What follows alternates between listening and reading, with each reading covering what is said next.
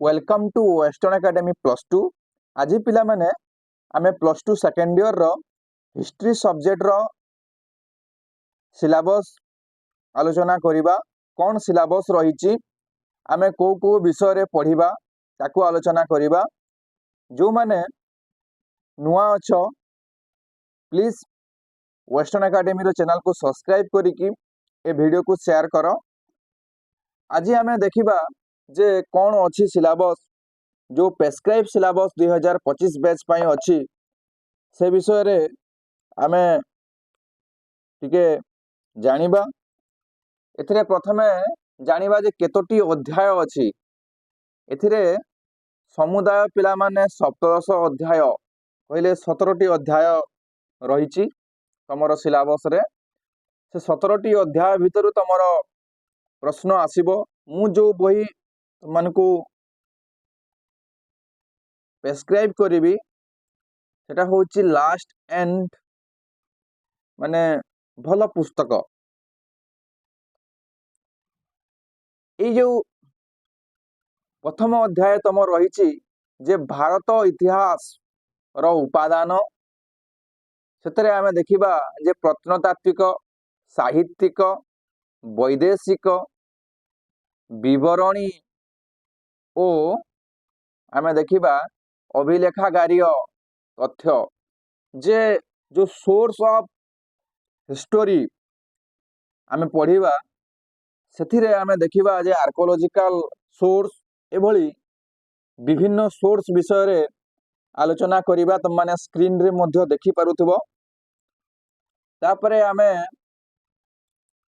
तमर जो द्वितीय अध्याय रही द्वितीय अध्याय रे आमे देखिबा करे भारतीय संस्कृतिर मूल भित्ति संपर्क रे देखिबा एवं खरे देखिबा ऋग वैदिक ओ परवर्ती वैदिक युग संपर्क रे देखिबा।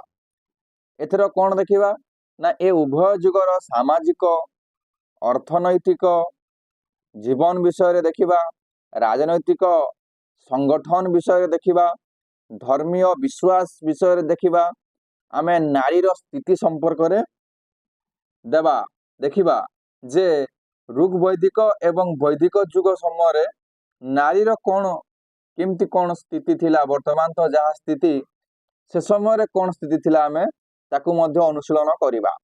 तापरे तृतीय अध्याय रहुची पिला माने तृतीय अध्याय होची प्राचीन राज्य गठन और 16 महाजनपद विषय रे आमे देखिबा।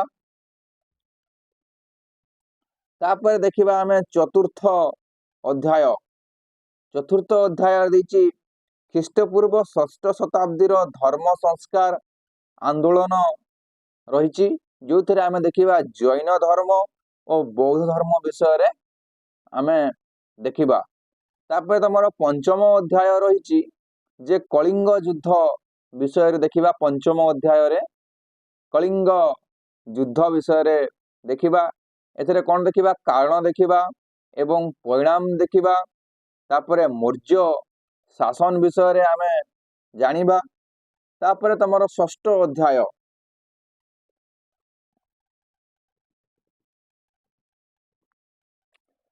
तमर षष्ठ अध्याय रे आमे देखिबा जे गुप्त युगर सांस्कृतिक उपलब्धि विषय रे आमे देखिबा।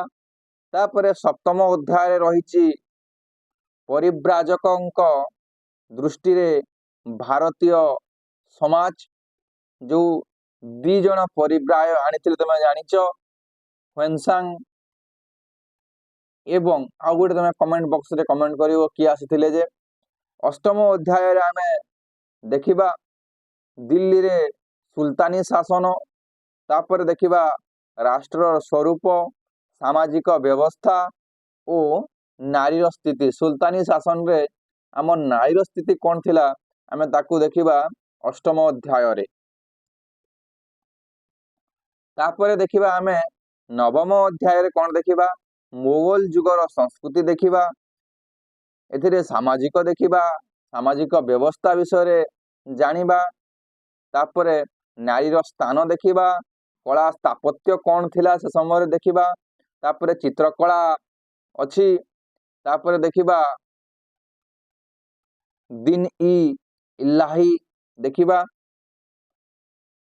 ଯୋଉ ପ୍ରଥା ରହିଛି ମୋଗଲ ମାନଙ୍କର।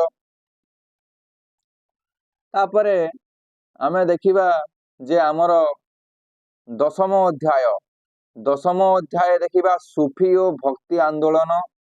ଏଥିରେ ଏହାର ମତବାଦ ବା ଏ ଭକ୍ତି ଆନ୍ଦୋଳନର ମତବାଦ। ତାପରେ ଦେଖିବା ଭାରତୀୟ ସମାଜ ଉପରେ ଏହାର ପ୍ରଭାବ ଆମେ ଦେଖିବା। ତାପରେ ଆମେ ଦେଖିବା ଏକାଦଶ ଅଧ୍ୟାୟ। ଏଥିରେ ଦେଖିବା ଯେ ଭାରତରେ ଇଂରେଜ ଆର୍ଥିକ ନୀତି ବା 1757ରୁ 1857 ମସିହା ପର୍ଯ୍ୟନ୍ତ ଏଥିରେ ଦେଖିବା। ତାପରେ ଦ୍ୱାଦଶ ଅଧ୍ୟାୟରେ ପିଲାମାନେ ରହିଛି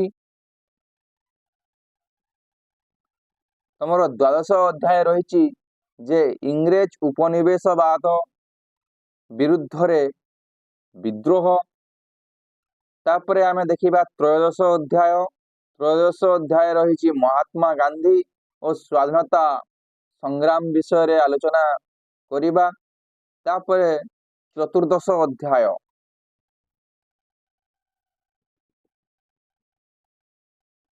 ଚତୁର୍ଦଶ ଅଧ୍ୟାୟରେ ପିଲାମାନେ ତମର ବିଷୟ ରହିଛି ଔପନିବେଶିକ ନଗର, ତାପରେ ନଗରୀକରଣ, ତାପରେ ରହିଛି ଯୋଜନା ଓ ଏହାର ସ୍ଥାପତ୍ୟ ବିଷୟରେ ଆମେ ଦେଖିବା। ତାପରେ ହେଲା ପଞ୍ଚଦଶ ଅଧ୍ୟାୟ। ଏଥିରେ ରଖିଛି ଓଡ଼ିଶା ପ୍ରଦେଶ ଗଠନ ସମ୍ପର୍କରେ ପଢ଼ିବା, ଯୋଉ ସ୍ୱତନ୍ତ୍ର ଉତ୍କଳ ପ୍ରଦେଶ ଗଠନ ହେଲା ସେ ବିଷୟରେ। ଷୋଡ଼ଶ ଅଧ୍ୟାୟରେ ଆମେ ଦେଖିବା ଯେ ଆଧୁନିକ ଓଡ଼ିଶାର ବ୍ୟକ୍ତି ଓ ବିଚାର ବା ଆଧୁନିକ ଓଡ଼ିଶାକୁ ଯୋଉମାନେ ପରିକଳ୍ପନା କରିଛନ୍ତି ସେଇମାନଙ୍କର ବ୍ୟକ୍ତି ଏବଂ ବିଚାର ସମ୍ପର୍କରେ ଆଲୋଚନା କରିବା। ସପ୍ତଦଶ ଅଧ୍ୟାୟ ଦେଖିବା ଯେ ଆମେ ଭାରତୀୟ ସମ୍ବିଧାନର ପ୍ରଣୟନ ବିଷୟରେ ଆଲୋଚନା କରିବା। ଏଇଟା ହେଉଛି ତମମାନଙ୍କର 7ଟି ଅଧ୍ୟାୟ ମୁଁ ତମମାନଙ୍କୁ ସୂଚେଇ ଦେଲି। ନେକ୍ସଟ କ୍ଲାସରେ ଆମେ ଦେଖିବା ଯେ ଯୋଉ ଭାରତ ଇତିହାସର ଉପାଦାନ ରହିଛି, ଯେମିତି ପ୍ରତ୍ନତାତ୍ତ୍ୱିକ, ଯେମିତି ସାହିତ୍ୟିକ, ଯେମିତି ଆମର ବୈଦେଶିକ ଉପାଦାନ ରହିଛି, ବିବରଣୀ ରହିଛି, ଅଭିଲେଖ ରହିଛି, ସେ ବିଷୟରେ ପିଲାମାନେ ଆମେ ଆସନ୍ତା କ୍ଲାସରେ ମୁଁ ତମକୁ ପ୍ରାଞ୍ଜଳ ଭାବରେ ଆଲୋଚନା କରିବି। ତେଣୁ ଆପଣମାନେ ଯଦି ୱେଷ୍ଟର୍ଣ୍ଣ ଏକାଡେମୀ ଭିତରେ କିଏ ଅଭିଭାବକ ମଧ୍ୟ ଦେଖୁଥାନ୍ତି ତାହେଲେ ନିଶ୍ଚୟ ନିଜର ପିଲାର ଭବିଷ୍ୟତ ପାଇଁ ଆମ ୱେଷ୍ଟର୍ଣ୍ଣ ଏକାଡେମୀ ଚ୍ୟାନେଲକୁ ଆପଣମାନେ ସବସ୍କ୍ରାଇବ କରି ରଖନ୍ତୁ। ଯଦି ଆମର ଯେତେବେଳେ ପେଡ୍ ବ୍ୟାଚ୍ ଆରମ୍ଭ ହେବା, ଯେଉଁମାନେ ଅନଲାଇନରେ କ୍ଲାସ୍ କରିବାକୁ ଚାହୁଁଛନ୍ତି ୱେଷ୍ଟର୍ଣ୍ଣ ଏକାଡେମୀ ତରଫରୁ କ୍ଲାସ୍ କରିପାରିବେ। Thank you so much.